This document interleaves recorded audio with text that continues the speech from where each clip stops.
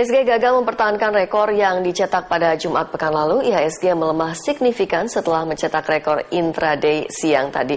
Lalu apakah sentimen yang melemahkan IHSG? Kita akan membahasnya bersama analis senior OCBC Securities Budi Wibowo. Selamat malam Pak Budi.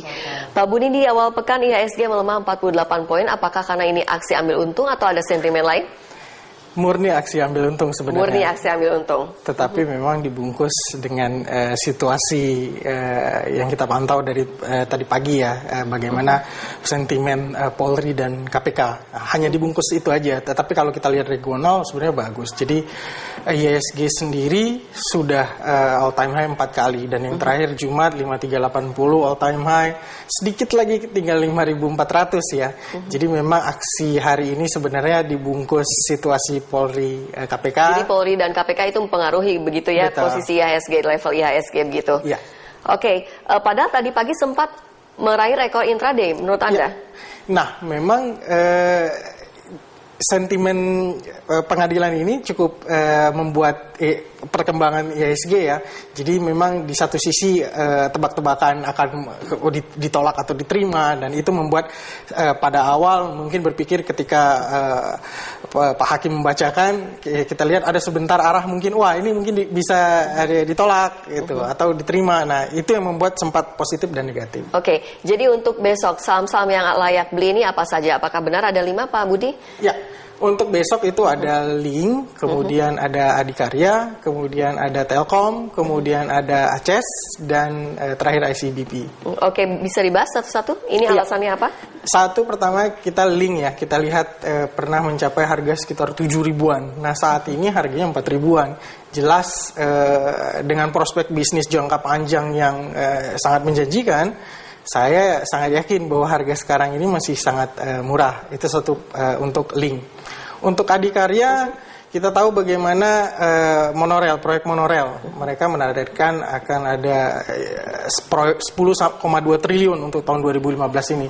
Dan dengan menyumbangkan itu saja sudah bisa membuat Adikarya, ya kita tahu harganya, valuasinya memang walaupun secara PI sudah cukup mahal, tetapi kalau kita bandingkan dengan sektoralnya, Adikarya masih cukup murah. Jadi artinya memang ini bisa dipilih untuk baik short term maupun long term. Oke, Telkom. Kemudian untuk Telkom, kita tahu bahwa mereka kemarin gagal untuk ekspansi bisnis di Selandia Baru, dan saat ini lagi mencari untuk pasar Asia lainnya ataupun Timur Tengah.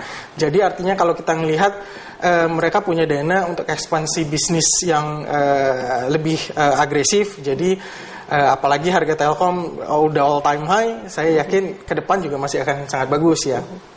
Kemudian untuk Aces sendiri ya, jadi Aces memang tekanan jual selama ini dari sentimen IKEA yang buka ya, tetapi kalau kita melihat secara PI juga saat ini Aces sudah bisa dibilang cukup murah dibandingkan historikalnya. Jadi artinya kalau dengan posisi level harga sekarang sangat layak untuk baik short term maupun sepanjang 2015 nantinya. Oke, terakhir Pak. Terakhir untuk ICBP. Jadi ICBP kalau kita lihat PI-nya memang sekarang di level 34 ya, cukup tinggi. Tapi kalau kita bandingkan dengan sektoralnya, dengan EPS growth yang masih lebih baik dari Gudang Garam dan Indofood, jelas ICBP masih sangat layak untuk dipilih. Oke, jadi yang layak beli ini ada 5, Link, Adikarya, Telkom, Aces, dan ICBP. Betul. Begitu yang Anda rekomendasikan. Dan kita akan membahas yang layak jual usai jeda ya Pak Budi ya. Dan pemirsa, saham-saham apa saja yang sebaiknya Anda lepas esok hari? Simak bahasannya usai jeda.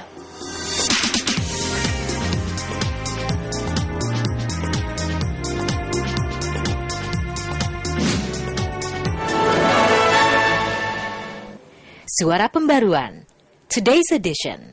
Get your copy now. Puluhan lapak pedagang yang menggunakan badan jalan perbaharui informasi dan perkembangan berita terbaru Anda setiap saat dalam News Update. Akan menetapkan standar kerja yang 2.500 personel TNI dijadwalkan News Update menyajikan berita dan fakta langsung dari tempat kejadian. 4 menteri yang tergabung dalam kabinet. Polisian memastikan pelaku penembakan di Pilcak High School. Terima kasih dan sampai jumpa. News Update hanya di Berita 1.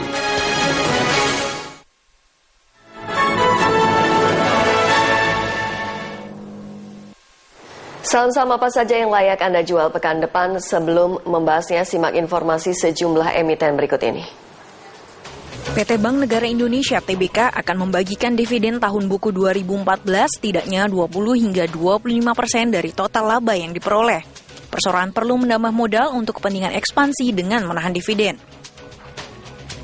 Laba bersih PT Bank CIMB Niaga TBK 2014 sebesar 2,3 triliun rupiah. Laba itu ditopang kenaikan pendapatan bunga bersih. PT Nippon Indosari Korpindo Tbk menyiapkan belanja modal sebesar 350 miliar rupiah untuk tahun ini. Belanja modal itu untuk mendanai penambahan lini mesin setidaknya bagi 5 dari total 10 pabrik perseroan. PT Martina Berto Tbk membidik kenaikan penjualan sebesar 10% menjadi 770 miliar tahun ini. Guna mendukung kenaikan pendapatan itu, perseroan menyiapkan belanja modal sebesar 40 miliar rupiah. Ya, itu tadi info emiten Pak Budi. Pak Budi, tadi kita sudah membahas yang layak beli dan ada 5. Bagiannya dengan yang layak jual. Apakah ada saham yang layak jual untuk esok hari? Ya, untuk esok hari sih kecenderungan memang pelemahan IHSG pelemahan terbatas. Jadi artinya kalaupun melemah, rata-rata saham melemahnya terbatas dan setelah itu mungkin ada rebound. Jadi kalau untuk layak jual, saya lihat contoh misalnya yang selama ini tertekan Semen Indonesia dan Pegas. Tetapi pada perdagangan hari ini juga Semen Indonesia bisa menguat, Pegasnya stagnan. Artinya untuk layak jual sudah tidak lagi. Jadi justru malah buy on weakness besok. Buy on weakness untuk esok. Jadi untuk sentimen atau data yang perlu dicermati untuk esok hari apa ini Pak Budi? Ya, mungkin mengenai BI rate ya, walaupun sebenarnya kecenderungannya tidak akan membawa dampak cukup besar karena memang sudah diperkirakan. Paling nanti perkembangan Pak BG dan pengumuman dari Pak Presiden, nah itu yang perlu dicermati. Itu yang perlu dicermati. Ya. Berarti ini BI rate tidak akan memicu kenaikan IHSG maksud Anda atau bagaimana? Ya, akan tidak terlalu memicu karena mungkin diperkirakan akan tetap di level sekarang ya. Oke. Jadi prediksi IHSG ini IHSG ada di level berapa untuk support dan resistennya? Ya, untuk supportnya 5.300, resistennya 5.400, kecenderungannya melemah terbatas untuk besok. Oke, ini neraca kita surplus karena rupiah melemah, untung ruginya bagaimana Pak Budi? Ya, jadi memang sebenarnya sentimen positif. Jadi makanya saya katakan sebenarnya indikator ekonomi ini memberikan sentimen positif. Tetapi karena dibungkus dengan situasi siang tadi, di samping ya IHSG sudah beberapa kali all time high, jadi aksi profit taking yang terjadi. Oke, jadi KPK dan Polri itu sangat berpengaruh begitu ya dengan level IHSG. Baik, terima kasih atas analisa Anda Pak Budi untuk hari ini.